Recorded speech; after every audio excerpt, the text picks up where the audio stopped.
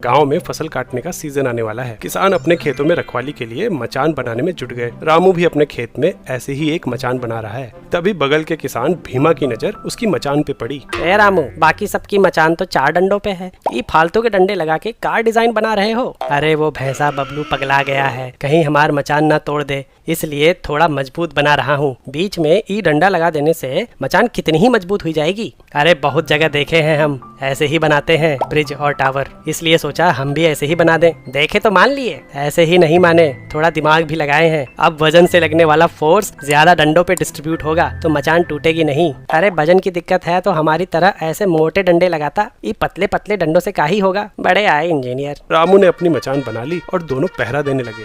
आधी रात में एक आवाज गूंजी,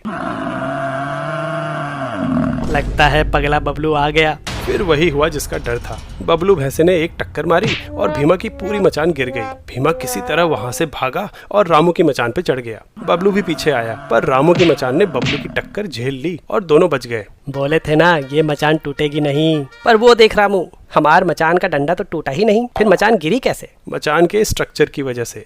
अगर किसी स्ट्रक्चर पे फोर्स लगाओ तो उसकी साइड्स डिफॉर्म होने की कोशिश करती हैं, और इस डिफॉर्मेशन की वजह से स्ट्रक्चर के जॉइंट्स और बीम्स, जो कि यहाँ लकड़ी है, एक अपोजिंग फोर्स जनरेट करते हैं। जब तक अप्लाइड फोर्स इतनी ज्यादा ना हो जाए कि जॉइंट्स या बीम्स में से कोई टूट जाए, तब तक स्ट्रक्चर स्टेबल होगा। सभी ज्योमेट्रिक शेप्स में ट्रायंगल सबसे स्टेबल स्ट्रक्चर प्रदान करता है। इसको एक उदाहरण से समझते हैं। अगर फिक्स लेंथ की साइड्स लें और इन्हें जोड़ के एक ट्रायंगल और एक स्क्वायर बना लें, तो फिक्स लेंथ के लिए ट्रायंगल तो एक ही बनेगा, लेकिन ये स्क्वायर रोम्बस में भी बदल सकता है। मतलब इसके लिए कई क्वाड्रिलेटरल शेप्स पॉसिबल हैं। अगर ट्रायंगल को डिफॉर्म करने की कोशिश करो तो जो अपोजिंग फोर्स आएगी वो इसकी साइड से आएंगी। मतलब अगर जॉइंट्स आपस में मूव करने के लिए फ्री है, तब भी साइड्स के टूटे बिना ट्रायंगल चेंज नहीं होगा, और इसलिए ट्रायंगुलर स्ट्रक्चर की स्ट्रेंथ इन लकड़ियों की स्ट्रेंथ पे सीधा डिपेंड करेगी। वहीं स्क्वायर शेप में ऐसा नहीं होता। एक्सटर्नल फोर्स लगने पे अगर इसके जॉइंट्स टूट के फ्री हो गए तो साइड्स की लेंथ चेंज किए बिना भी ये डिफॉर्म होके पैरेललोग्राम या रोम्बस बन जाएगा और आसानी से गिर जाएगा। मतलब यहाँ स्ट्रक्चर की स्ट्रेंथ लकड़ी के बजाय केवल जॉइंट्स की स्ट्रेंथ पे डिपेंड कर रही है, जो कि काफी कम होती है। अरे वाह रामू,